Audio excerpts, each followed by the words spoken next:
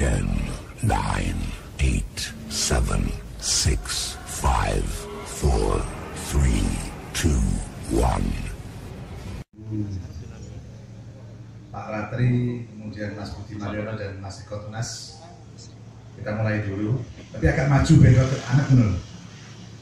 Ini yang kosong-kosong ini diisi aja dulu. Nanti yang datang belakangan biar bisa langsung. Woi, Pak Bambang sudah di sini. Harap uang balakan. Pak Bambang, karena ide dari jenengan munggah. Tidak bertanggung jawab utamanya.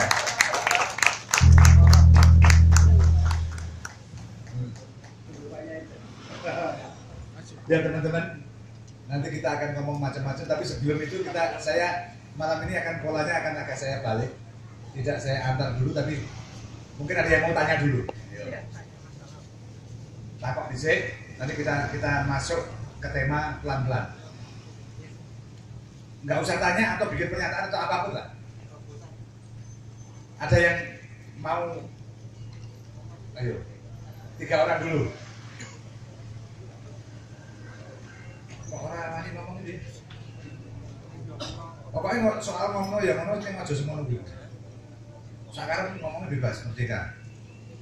Soal Indonesia dijajah maka kita soalnya lainnya Indonesia dan merdeka. Ya siapa? Orang ini ngomong nih. Hah? Belum makan gawe kamu. Ada yang mau membuat pernyataan atau opini atau apapun berkait dengan tema malam ini, apapun. Ngomong persepsi kamu, pikiran kamu, apapun yang kamu pikirkan, apapun yang kamu rasakan terkait dengan tema malam ini. Temanya ngono ya ngono ning aja semono. Ada? Hah? Belum ada. Terpaksa itu ngomong. Ada cah cilik kayak ngaco. Ada. Oke. Nanti kita. Saya mulai sedikit ya. Nanti kita masuk ke semono. Sebenarnya kan begini, ada mono yang mono neng ojo mono. Kemudian berkembang jadi mono ya mono neng ojo semono. Mau sebenarnya semono ya semono neng ojo semono.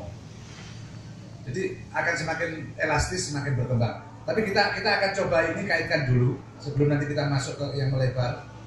Kita kaitkan dengan pemahaman kita terhadap persoalan-persoalan bangsa kita. Yang hari ini sengaja yang entah sengaja, entah tidak sengaja, tapi menjadi sangat-sangat berbau nggak karuan kayak adonan apa ya? Adonan martabak atau adonan martabak jelas bentuknya. Bolu jelas bolu isoran pangan enak. Wah, adonan sing ora karuan parake.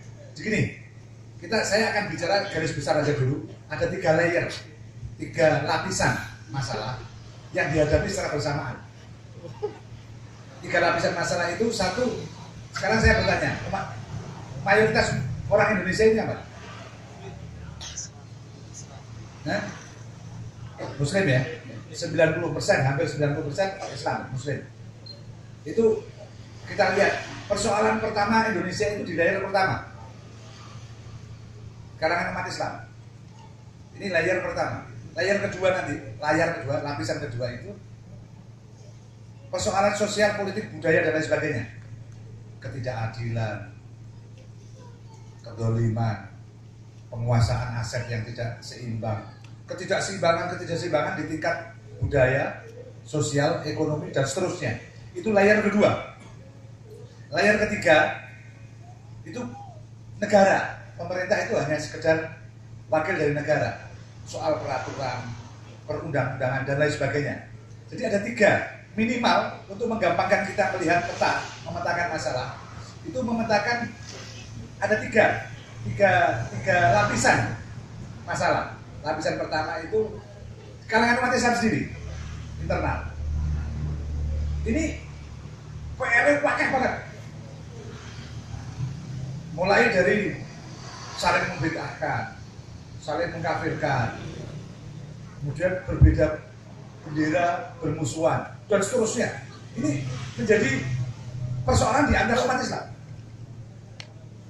Kedua, tadi saya katakan, ini akan ternyata selama ini menyerap energi yang luar biasa dari umat Islam, sehingga umat Islam sering tidak paham atau tidak peduli, bahkan seolah-olah abai ketika ketidakadilan sosial berjalan di sekitarnya.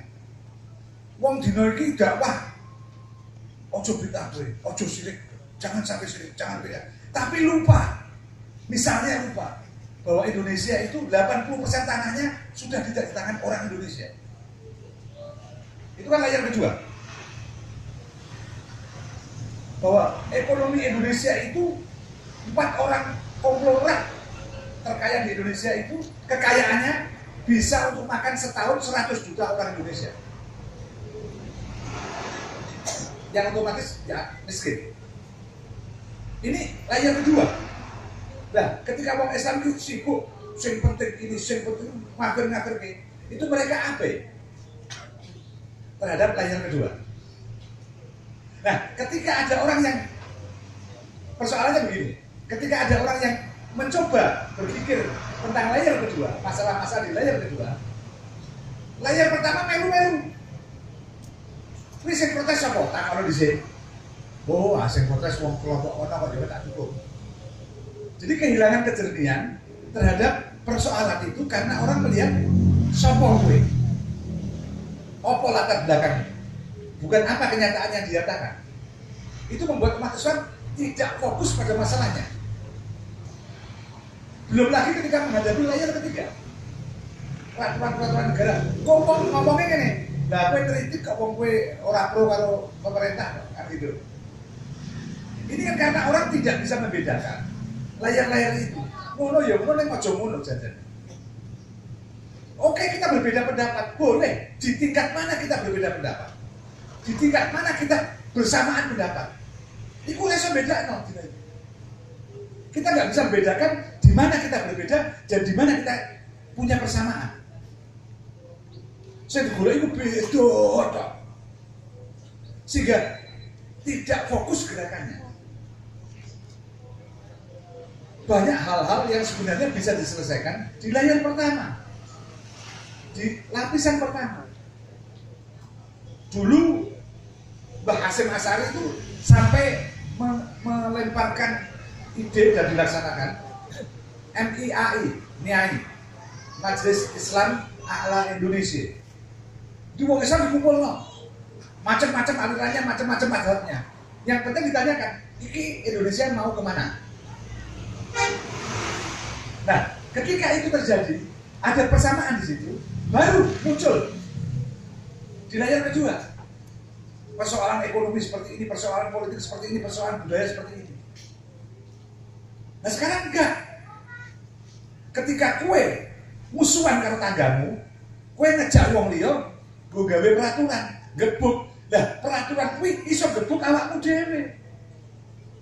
Kue nyileh gebuk, ya gebuk nilai tangan. Nanti kamu lupa, oh gebukanmu kue iso nantem awakmu dhewe. Kasus terbaru tuh HTI misalnya.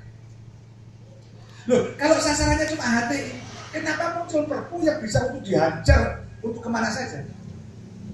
Dan yang menentukan pemerintah. Dan orang Islam anggap yang penting HTI. Loh, sok ben kowe bisa digepuk dengan perpu itu. Sehingga semua ahli-ahli yang kami mengatakan perpu itu tidak tepat. Ini kaya nembak nyamuk nganggo bom.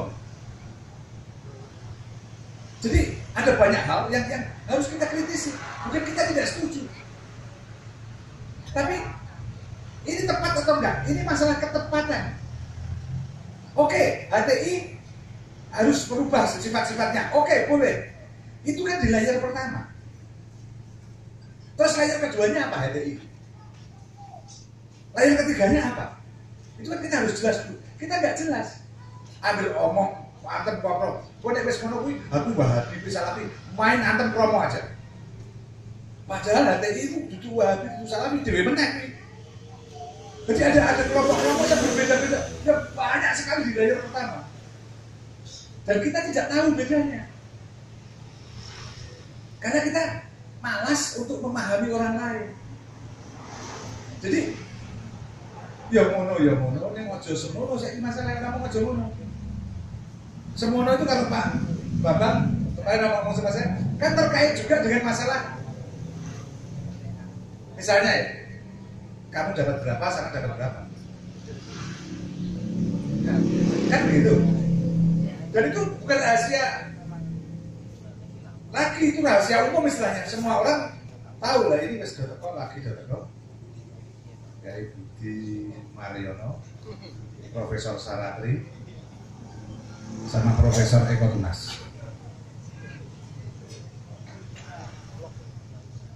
Jadi teman-teman, nah peta semacam ini nanti kita bahas lebih lanjut, lebih dalam lagi, bahwa di negeri ini semua sudah dijual. Tapi nek gawe aturan, gawe macam-macam, yo gawe aturan, nek ojo golek semua itu.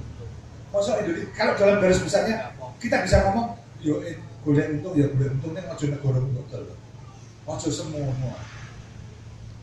Masa kowe nggo mangan nggo anak bojomu tok ae perlu ngedol pulau. Misalnya. Kan enggak pantas lah. Jadi yang kita coba cari nanti, ini persoalan ini di layer kemana, di layer keberapa, dan bagaimana kita menyikapi. Jelas kalau ketidakadilan macam-macam di layer kedua. Dan ketika di layer kedua kita ngomong layer kedua, lapisan kedua, ojo digowo-gowo untuk perbedaan di lapisan pertama. Kowe apa kowe Wahabi, kowe Salafi, PPKS, kowe PKB, PP3, gegeran. Bal-balan orang karo kabeh. Kok bal-balannya kayak cerita dagelan. Sebelum saya minta yang lain bicara dan kita sholawatan dulu nanti. Itu kayak gini. Ada pasien ngomong sama dokternya. Dok, jadi dokter itu paling enak ya? Loh, kok bisa? Oh, paling enak dok. Yang nyembuhkan penyakit itu siapa? Ya Tuhan dok. Yang terima bayaran? Ya saya. Jadi Tuhan yang menyembuhkan tapi yang terima bayarnya dokternya. Jadi paling enak gue. Ini orang paham biar lucu. Ya, kita sholawatan. Bareng-bareng hafal ya, sing hafal sholawat kalian di sini. Apa?